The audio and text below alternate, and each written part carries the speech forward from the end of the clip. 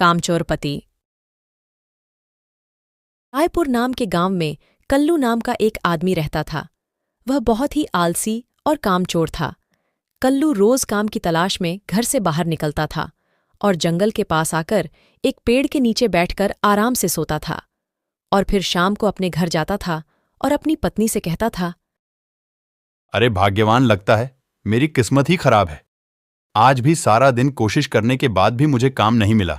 इतने में कल्लू की पत्नी कहती हैं, कोई बात नहीं जी, आप कल फिर से कोशिश करना, एक न एक दिन आपको काम जरूर मिलेगा।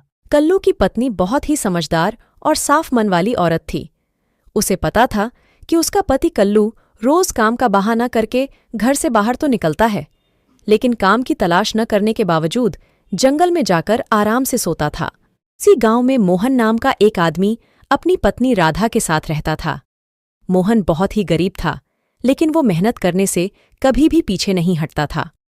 मोहन को अपनी मेहनत और लगन पर पूरा भरोसा था और इसीलिए वह सुबह सबसे पहले उठकर अपनी दोनों गायों को चारा देता था और फिर काम की तलाश में बाहर निकलता था और सारा दिन मेहनत मजदूरी करने के बाद वह अपने घर लौटता था और खाना पीना खाने के बाद सो जाता था।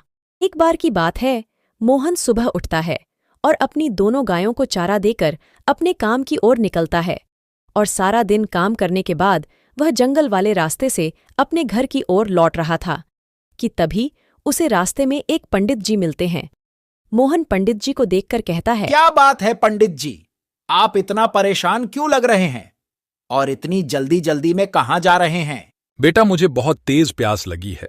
अगर तुम कहीं से मेरे लिए पीने के पानी का इंतजाम कर दो तो तुम्हारी बड़ी मेहरबानी होगी। पंडित जी के मुंह से प्यास की बात सुनकर मोहन भागता हुआ जाता है और गांव में से पानी का इंतजाम करके लेकर आता है और उसे पंडित जी को पीने के लिए देता है। पानी को पीने के बाद पंडित जी मोहन से कहते हैं, बेटा, मैं तुम्हारी नेक दिली से खुश हुआ, मांगो, क्या मांगते हो?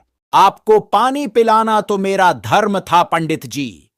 आप बस मुझ पर अपनी कृपा बनाए रखें और मुझे कुछ नहीं चाहिए। मोहन की इतनी अच्छी बात सुनकर पंडित जी खुश होते हैं और उससे कहते हैं, बेटा, मेरा आशीर्वाद हमेशा तुम्हारे साथ है। अब तुम जाओ, अपने घर जाओ, रात होने वाली है। इसके बाद मोहन जंगल वाले रास्ते से अपने घर की तरफ आने लगता है कि तभी उसे रास्ते में एक गाय का बच्चा बैठा हुआ दिखाई देता है। मोहन उस बच्चे को उठाता है और अपने साथ अपने घर लेकर चला आता है और अपनी दोनों गायों के पास छोड़ देता है और खुद घर के अंदर जाता है और खाना पीना खाकर सो जाता है। फिर अगली सुबह जब मोहन की पत्नी राधा अपनी दोनों गायों को चारा खिलाने के लिए जाती है, तब वह देखती है कि उसकी दोनों गायों के साथ में एक गाय का छोटा सा बच्चा भी है और तो और उसने गोबर नहीं बल्कि सोना हगा है। यह सब देखकर राधा एकदम से चौंक जाती है और चिल्लाते हुए कहती है, ए जी, सुनते हो?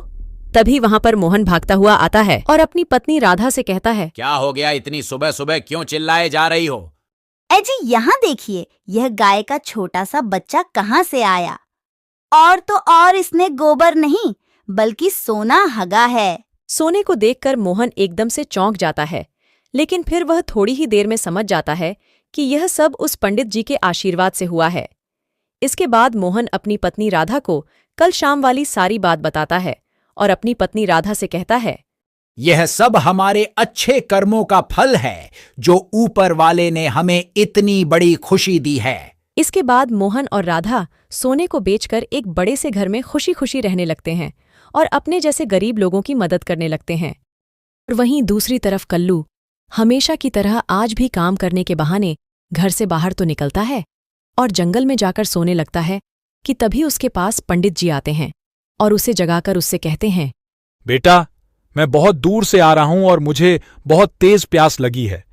क्या तुम कहीं से मेरे लिए पीने के पानी का इंतजाम कर सकते हो?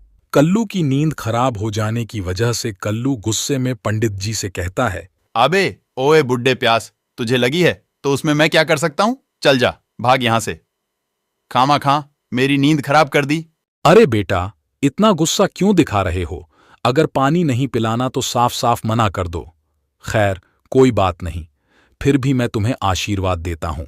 आज से तुम्हारी जिंदगी में सब कुछ ठीक हो जाएगा। जाओ, अब अपने घर जाओ।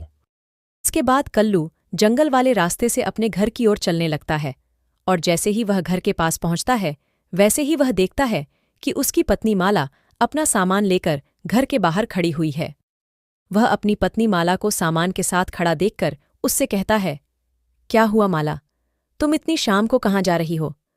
तभी कल्लू की पत्नी माला बड़े उदास मन से उससे कहती है, बस अब बहुत हो गया जी, परेशान हो गई हूँ। मैं आपकी इस काम चोरी से घर में अन्न का एक दाना भी नहीं है, लेकिन आपको तो उससे कोई मतलब ही नहीं है और इसीलिए मैंने फैसला कर लिया है। अब मैं जा रही हूँ अपनी मम्मी के घर। अब मैं इस घर में तभी आऊंगी जब आप अपनी यह काम चोरी छोड़ दोगे। इतना कहते ही माला फूट फूट कर रोने लगती है और कल्लू वहीं पर खड़ा होकर उसे देखता रह जाता है।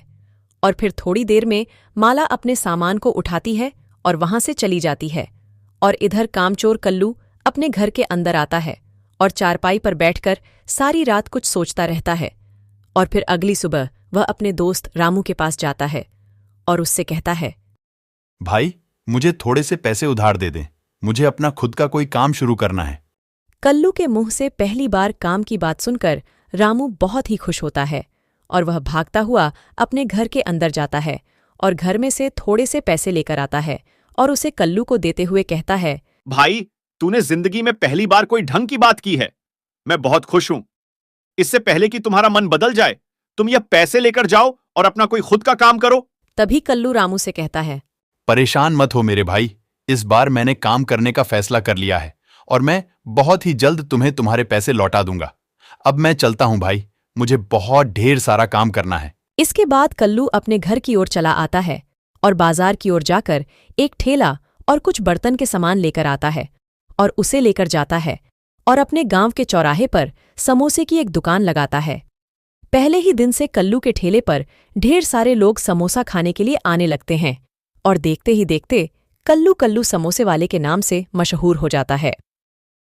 कल्लू मन ही मन पंडित जी को याद करता है और उनका धन्यवाद करता है और फिर कुछ दिनों बाद कल्लू अपनी पत्नी माला के घर जाता है और उसे अपनी कामयाबी के बारे में बताता है, जिसे सुनकर माला बहुत ही खुश होती है और वह खुशी खुशी अपने पति के घर चली आती है। दोस्तों, मेहनत करने से सफलता जरूर मिलती है, यूं ही खाली बैठे रहने से कुछ भी नहीं होता है।